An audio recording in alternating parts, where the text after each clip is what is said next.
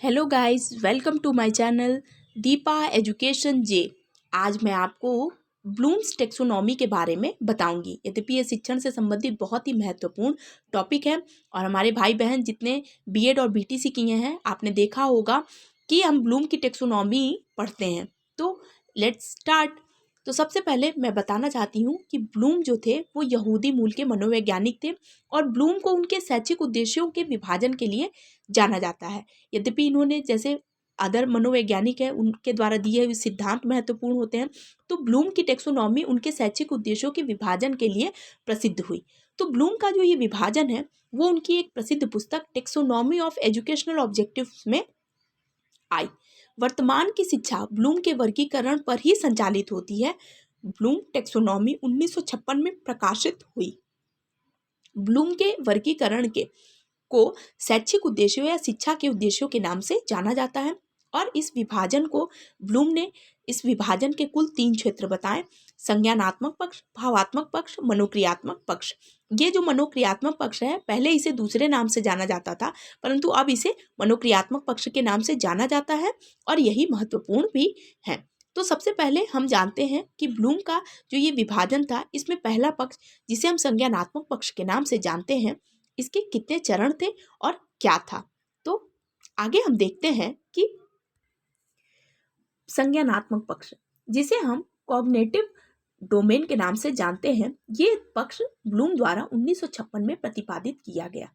मैं आपको बताना चाहती हूँ कि ये तीनों पक्ष मैंने एक ही साथ लिख दिए हैं ताकि आपको इन पक्षों को समझने में और इन चरणों को याद करने में आसानी होगी।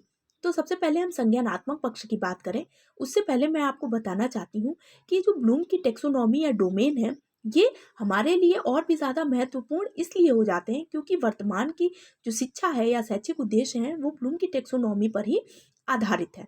तो सबसे पहले हम जान जाते हैं कि संज्ञानात्मक पक्ष प्रकाशित कब हुआ, तो 1956 में, भावात्मक पक्ष 1964 में और मनोक्रियात्मक पक्ष 1969 में। अब सबसे पहले हम संज्ञानात्मक पक्ष की बात करें तो संज्ञानात्मक पक्ष जो है उसमें ब्लूम द्वारा 6 चरण दिए गए: ज्ञान, बोध, अनुप्रयोग, विश्लेषण, संश्लेषण, मूल्यांकन। अभी हाल ही की एक परीक्षा हुई थी टेट की, उसमें आपसे पूछा था कि ब्लूम के संज्ञानात्मक पक्ष में सबसे न्यूनतम स्तर कौन सा है। तो मैं आपको बताना चाहती हूँ कि ये पक्ष जो थे ये एक हायरार्की के रूप में है। यद्यपि यह हायरार्की ऐसी होती है जिसे हम एक त्रिभुज बना लेते हैं और त्रिभुज में जिस तरीके से हम इन चीज़ों को शो करते हैं। तो सबसे पहले संज्ञानात्मक पक्ष में ज्ञान, बोध, अनुप्रयोग, विश्लेषण, संश्लेषण और मूल्यांकन की बात ब्लूम द्वारा की गई थी।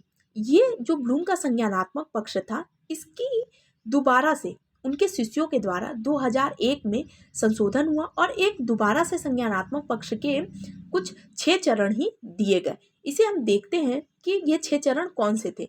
तो ये जो 6 चरण थे वो ब्लूम के 2001 में जो आए वो था याद करना, समझना, प्रयोग में लाना, विश्लेषण, मूल्यांकन और रचना करना। यद्यपि 2001 में ये ब्लूम का संज्ञानात्मक पक्ष का जो संशोधन रूप आया, ये इनके शिष्यों द्वारा प्रतिपादित किया गया था और ये भी हमारे एग्जाम के पॉइंट ऑफ व्यू से बहुत ही ज़्यादा महत्वपूर्ण हो जाती हैं। अब देखिए, इसमें इस दोनों पक्ष की बात करें तो बोध और समझना ये दोनों ही बस शब्दों का थोड़ा सा हेर फेर किया गया और बाकी संश्लेषण, मूल्यांकन इसमें भी कुछ शब्द वैसे ही थे, परंतु कुछ शब्दों का चुनाव और कुछ शब्दों का थोड़ा सा बदलाव कर दिया गया था, जो परिवर्तन उनके शिष्यों द्वारा किया गया था। यद्यपि ब्लूम की जो संज्ञानात्मक पक्ष की जो चरण दिए गए थे, यह हमारे एग्जाम के दृष्टि से बहुत ही ज़्यादा महत्वपूर्ण होते हैं, तो हम इसे नज़रअंदाज नहीं कर सकते हैं। इसलिए मैंने आपको इसकी 1956 में आई हुई संज्ञानात्मक पक्ष के चरण और 2001 में आए हुए संज्ञानात्मक पक्ष के चरणों के बारे में बता दिया। आगे हम देखते हैं इनके भावात्मक पक्ष के बारे में। तो भावात्मक पक्ष में 1964 में आया। यह पक्ष विषय वस्तु को महसूस करने पर जोर देता है। मतलब ये भावात्मक मतलब ये चीज़ों को रटने में नहीं, बल्कि ब्लूम द्वारा ये पक्ष जो थे वो विषय वस्तु को महसूस करने पर, बोध करने पर, चिंतन करने पर बल देते हैं। आग्रहण, प्रतिक्रिया, मूल्य निर्माण, संगठन, चरित्रीकरण। इस प्रकार हम देखते हैं कि संज्ञानात्मक पक्ष में 6 चरण थे, भावात्मक पक्ष में 5 चरण थे। अब हम तीसरे चरण की बात करें तो ये था सेंसरी डोमेन, इसे साइकोमोटर के नाम से भी जानते हैं और इसे 1969 में प्रतिपादित किया गया था। यद्यपि इसके पक्ष के जो चरण थे वो सिम्पसन द्वारा 1969 में दिए गए और ये चरणों के बारे में हम आगे जानते हैं। उद्दीपन, अनुकरण, क्रियान्वयन, परिशुद्धता, संतुलन, स्वचालन, आदत निर्माण, ये मनोक्रियात्मक पक्ष के चरण थे जो सिम्पसन द्वारा दिए गए थे, जो ब्लूम के ही शिष्य थे। तो इस प्रकार हम देखते हैं कि संज्ञानात्मक पक्ष में 6 चरण, भावात्मक पक्ष में 5 चरण और मनोक्रियात्मक पक्ष में 7 चरण होते हैं। अब इन मनोक्रियात्मक चरण की बात करें तो उद्दीपन और आदत निर्माण यानी सबसे पहला चरण और सबसे अंतिम चरण, ये दोनों चरण के अलावा ये जो बीच के 5 चरण हैं, अनुकरण, क्रियान्वयन, परिशुद्धता, संतुलन, स्वचालन, ये बहुत ही ज़्यादा महत्वपूर्ण होते हैं। मैं एक बार फिर से बताना चाहती हूँ, हम बीएड बीटीसी में तो इसे पढ़ते ही हैं, परंतु ये ब्लूम की टेक्सोनॉमी हमारे लिए इसलिए ज़्यादा महत्वपूर्ण होती है क्योंकि आधुनिक शिक्षा प्रणाली जो है वो ब्लूम की टेक्सोनॉमी पर ही उसके उद्देश्यों का विभाजन स्वीकार किया गया है। तो इस प्रकार हम देखते हैं कि ब्लूम की टेक्सोनॉमी एक बहुत ही छोटा सा टॉपिक था और बहुत ही महत्वपूर्ण टॉपिक था। मैंने आपको ये पक्ष और इसके सारे चरण एक पेज में इसलिए लिखवाए हैं ताकि आप इन पक्षों को और इन चरणों को आसानी से एक साथ देख सकें और आपको ये पक्ष बहुत ही आसानी से याद हो सकें। मैं आपको बताना चाहती हूँ कि इन पक्षों को, इन चरणों को आप बहुत ही आराम से और बहुत अच्छे से याद कर लीजिए, क्योंकि हमारे सुपर टेट के एग्ज़ाम, टेट के एग्ज़ाम और हमारे बीएड बीटीसी के एग्ज़ाम में इन पक्षों से संबंधित क्वेश्चन बनते हैं और बहुत ही आसानी से बनते हैं और बहुत ही महत्वपूर्ण होते हैं।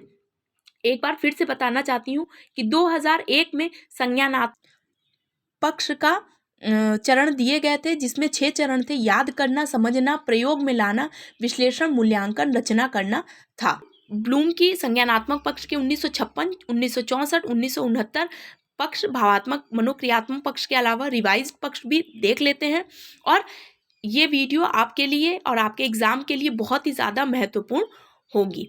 तो आई होप आपको ये बहुत ही ईजी लैंग्वेज में मैंने लिखवाया ताकि आपको ये एक बार वीडियो देखने पर ही, एक बार में ही ब्लूम की टेक्सोनॉमी समझ में आ जाए। तो आई होप आपको ये वीडियो पसंद आए। अगर ये मेरी वीडियो, ये मेरी मेहनत आपको पसंद आए तो प्लीज़ मेरे चैनल को लाइक कीजिए, सब्सक्राइब कीजिए, शेयर कीजिए। Thank you.